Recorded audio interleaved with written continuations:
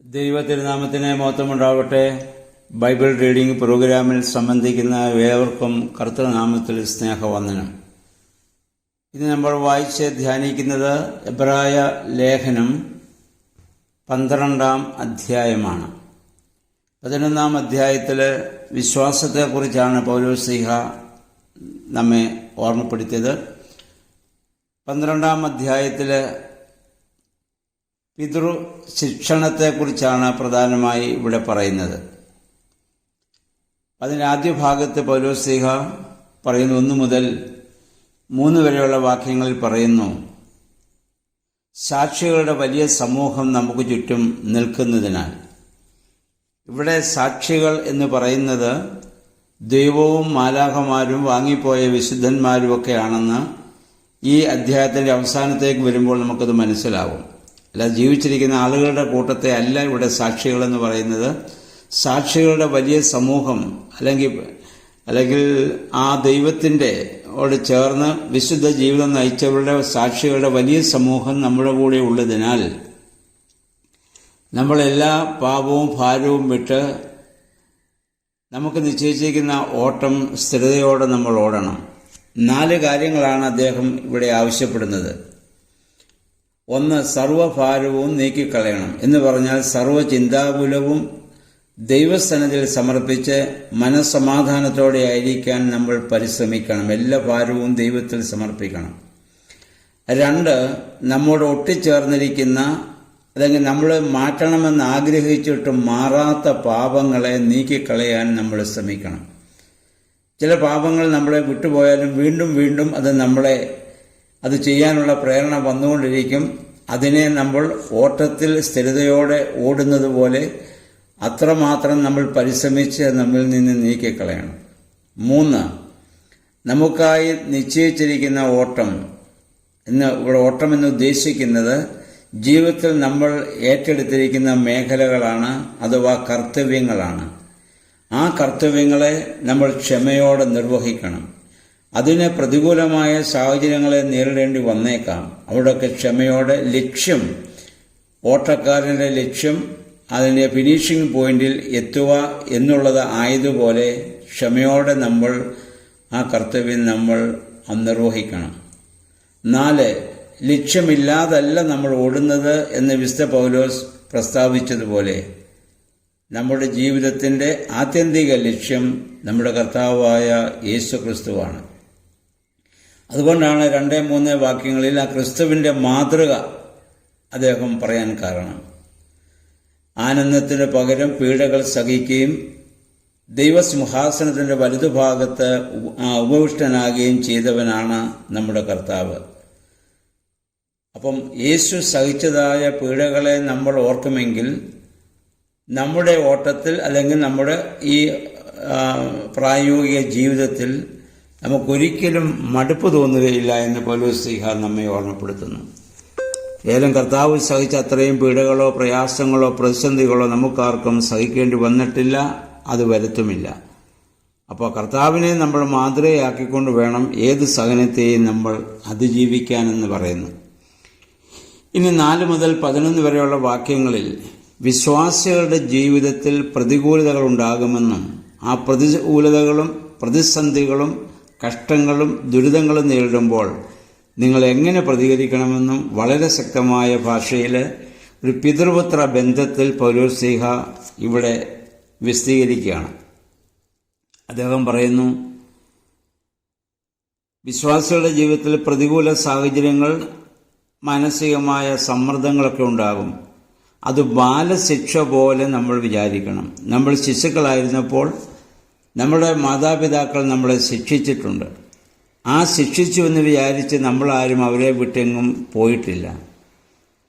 ആരെയാണ് കർത്താവ് ഇങ്ങനെ ശിക്ഷിക്കുന്നത്, ബാലശിക്ഷ കൊടുക്കുന്നത് ചോദിച്ചാൽ പറയുന്നു, താൻ സ്നേഹിക്കുന്നവരെ കർത്താവ് ശിക്ഷിക്കുന്നതെന്നാണ് പൗലോസ്ലീഹ പറയുന്നത്.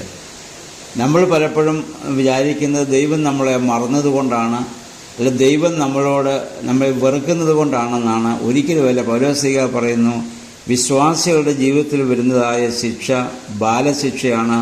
മാതാപിതാക്കൾ സ്നേഹിക്കുന്ന മക്കളെ ശിക്ഷിക്കുന്ന പോലെയാണെന്നാണ്. അപ്പം അങ്ങനെയുള്ള ഒരു ബോധ്യത്തോടെ പിതാവായ ദൈവത്തിന് നമ്മൾ എത്രയേറെ കീഴ്വഴങ്ങി നമ്മൾ ജീവിക്കണം. നമ്മൾ അതിന് ഉദാഹരണം പറയുന്നു, നമ്മുടെ മാതാപിതാക്കൾ നമ്മളെ അവരുടെ ഇഷ്ടമനുസരിച്ച് നമ്മെ ശിക്ഷിക്കുകയും ശാസിക്കുകയും ചെയ്യുമ്പോൾ നമ്മൾ അവർക്ക് കീഴടങ്ങിയിരിക്കുകയാണ്. അവരെ വിട്ടിച്ച് നമ്മൾ ഓടിപ്പോകുന്നില്ലല്ലോ. കർത്താവ് നമ്മളെ എന്തിനാണ് ശിക്ഷിക്കുന്നത്? തൻ്റെ വിശുദ്ധിയിൽ നമ്മൾ പങ്കുകാരാകാനാണ്. നമ്മുടെ നന്മയ്ക്കായിട്ടാണ് അവൻ നമ്മളെ ശിക്ഷിക്കുന്നത്. ശിക്ഷ എന്നോട് ഉദ്ദേശിക്കുന്നത് പ്രതികൂല സാഹചര്യങ്ങളാണ്. നമ്മൾ അപ്രതീക്ഷിതമായി നമുക്ക് വരുന്ന വേദനകളും പ്രതിസന്ധി ഘട്ടങ്ങളുമാകാം. അത് ആദ്യം അരോചകമായി നമുക്ക് തോന്നിയേക്കാമെങ്കിലും പിന്നീട് സമാധാനത്തിൻ്റെയും വിശുദ്ധിയുടെയും ഫലങ്ങൾ നമുക്ക് ലഭിക്കും.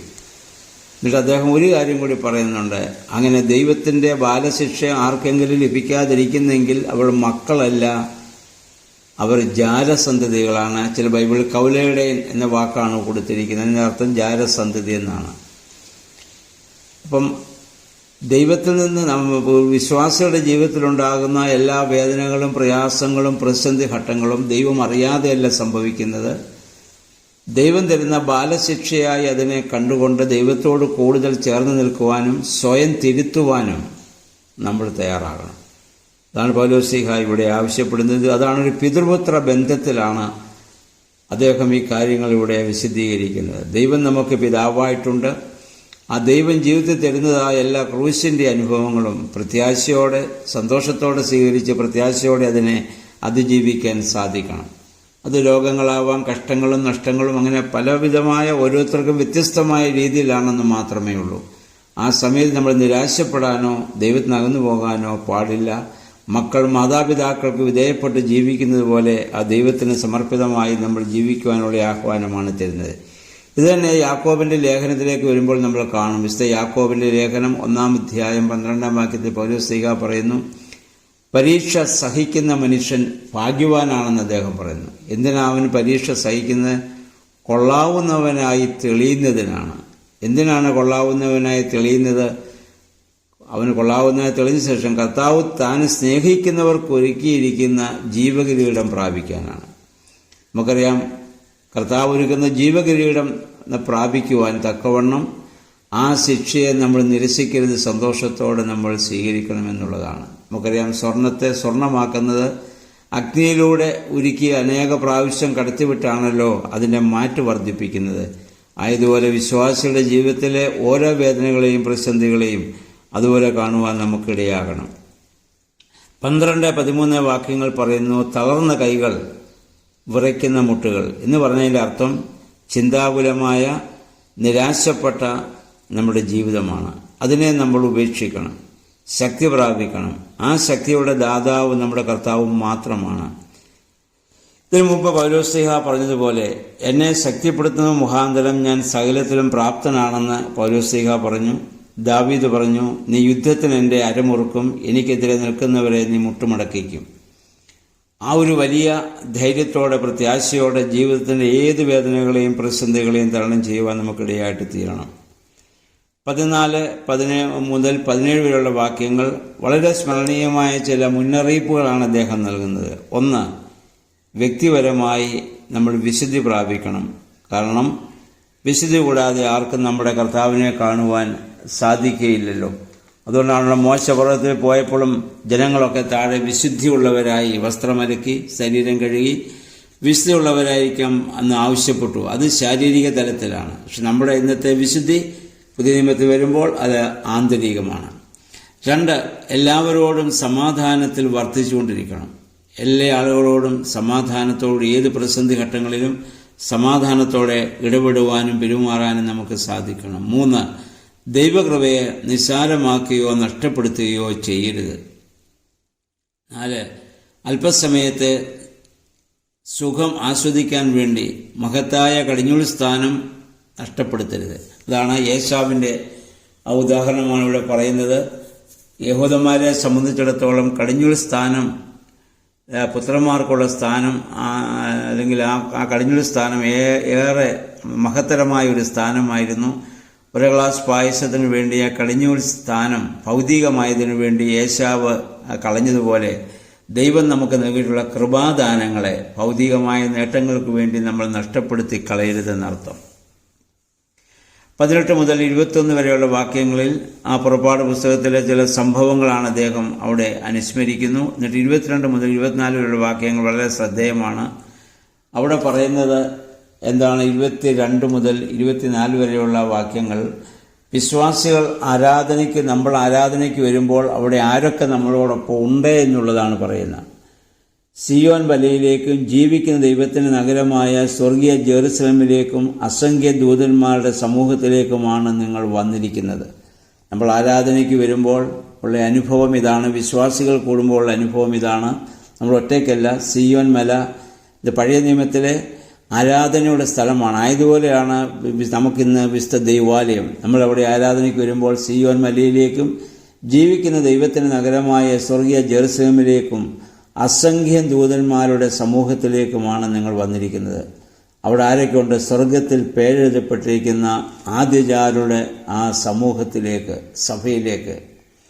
പേരെഴുതപ്പെട്ട ആദ്യ വാഗ്ദത്ത പിതാക്കന്മാരും ക്രിസ്തുവിന് വേണ്ടി രക്തസാക്ഷികളായവരും യേശുവിന് വേണ്ടി ആദ്യമേ മരിച്ച കുഞ്ഞുങ്ങളും ഇവരൊക്കെ ആ സ്വർഗത്തിൽ പേരെഴുതപ്പെട്ട ആദ്യജാതന്മാരാണ്. സമൂഹത്തിലേക്കും സഭയിലേക്കും എല്ലാവരുടെയും ദൈവമായ ന്യായാധിപന്റെ മുമ്പിലേക്കും, അതാണ് പിതാവായ ദൈവം, പരിപൂർണമാക്കപ്പെട്ട നീതിമാന്മാരുടെ ആത്മാക്കളുടെ അടുത്തേക്ക്. അത് ഈ ഭൂമിയിലെ കഷ്ടങ്ങളും ദുഃഖങ്ങളും നിരാശകളൊക്കെ സഹിച്ച് പ്രത്യാശയോടെ ജീവിച്ച് ആ പ്രത്യാശയിൽ ജീവിതം അവസാനിപ്പിച്ച ആ പരിശുദ്ധ പിതാക്കന്മാര്, അല്ലെങ്കിൽ ആ നീതിമാന്മാരുടെ ആത്മാക്കള്, പുതിയ ഉടമ്പടിയുടെ മധ്യസ്ഥനായ യേശുവിൻ്റെ പഴയ ഉടമ്പടി മോശ മുഖാന്തരം നൽകിയെങ്കിൽ പുതിയ നിയമത്തിൽ പുതിയ ഉടമ്പടി ദൈവവുമായുള്ള ആ ഉടമ്പടി നമുക്ക് നിറവേറ്റി തന്ന് നമ്മൾ കർത്താവായ ക്രിസ്തുവിൻ്റെ സാന്നിധ്യം അവിടെ ഉണ്ട്. ഹാബേൽ രക്തത്തേക്കാൾ ഗുണകരമായി സംസാരിക്കുന്ന പുണ്യാഹാര രക്തം, അത് നമ്മുടെ കർത്താവിൻ്റെ രക്തം. അതാണ് അപ്പവീഞ്ഞുകളിൽ നമുക്ക് ദർശിക്കാൻ സാധിക്കുന്നത്. അവിടെയാണ് നമ്മൾ കടന്നു വരുന്നത്. ഈ കാര്യം നമ്മൾ ആരാധനയ്ക്ക് വരുമ്പോൾ ഇവരൊക്കെ നമ്മളോടൊത്തുണ്ട്. നമ്മിൽ നിന്ന് വാങ്ങിപ്പോയ വിശുദ്ധരുണ്ട്, പിതാവായ ദൈവമുണ്ട്, കർത്താവായ യേശു ക്രിസ്തുവുണ്ട്. അപ്പം കർത്താവിൻ്റെ ആ പുണ്യാഹാര രക്തമുണ്ട്. ഇതിനൊക്കെ അടുത്തേക്കാണ് നമ്മൾ വരുന്നതെന്നുള്ള ബോധ്യം നമുക്ക് ഉണ്ടാവേണ്ടതാണ്. അപ്പം ഇനിയും 25 മുതൽ 29 വരെയുള്ള വാക്യങ്ങളിൽ പൗലോസ് പറയുന്നത്, ആകയാൽ നാശത്തെക്കുറിച്ചുള്ള ഒരു വലിയ മുന്നറിയിപ്പാണ് അദ്ദേഹം നൽകുന്നത്. ഇസ്രായേലിനുണ്ടായ നാശം അദ്ദേഹം അനുസ്മരിച്ചതിന് ശേഷം പറയുന്നു, നാം മുഴക്കമില്ലാത്ത രാജ്യം പ്രാപിച്ചിരിക്കുന്നതിനാൽ വിനയത്തോടും ഭക്തിയോടും ദൈവത്തെ ആരാധിച്ച് പ്രസാദിപ്പിക്കുവാനായി നാം ദൈവകൃപയെ മുറുകെ പിടിക്കുന്നവരായിരിക്കണം. ദൈവത്തിൻ്റെ സ്നേഹത്തോടൊപ്പം അവൻ്റെ നീതിയോടും നാം താതാത്മ്യം പ്രാപിക്കുന്നവരായിരിക്കണം. നമ്മുടെ ദൈവം ദഹിപ്പിക്കുന്ന അഗ്നിയാണല്ലോ എന്ന് അദ്ദേഹം അവിടെ പറയുന്നു. ആവർത്തന പുസ്തകം 4:24 പറയുന്നത്, യഹോവയായ ദൈവം ദഹിപ്പിക്കുന്ന അഗ്നിയാണ്. യേശയ്യാ 33:14 നമുക്കിത് കാണാം.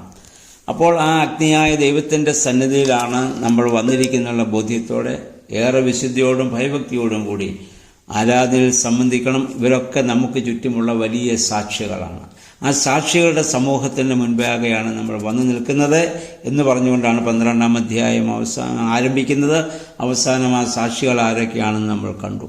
അതുകൊണ്ട് ജീവിതത്തിലുണ്ടാകുന്ന ഓരോ പ്രതിസന്ധി ഘട്ടങ്ങളെയും പ്രത്യാശയോടെ തരണം ചെയ്യുവാൻ പൗലോസ് നമ്മെ ആഹ്വാനം ചെയ്യുന്നു.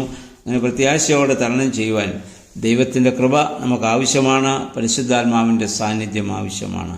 ആ ദൈവകൃപയ്ക്കായി പരിശുദ്ധാത്മാവിനായി നമുക്ക് പ്രാർത്ഥിക്കാം. അതിന് ദൈവം എല്ലാ അനുഗ്രഹങ്ങളും നമുക്ക് നൽകട്ടെ. എല്ലാവർക്കും നല്ലൊരു ശുഭദിനം ആശംസിക്കുന്നു. ദൈവനാമം മാത്രം മഹത്വപ്പെടുവാൻ ഇടയാവട്ടെ.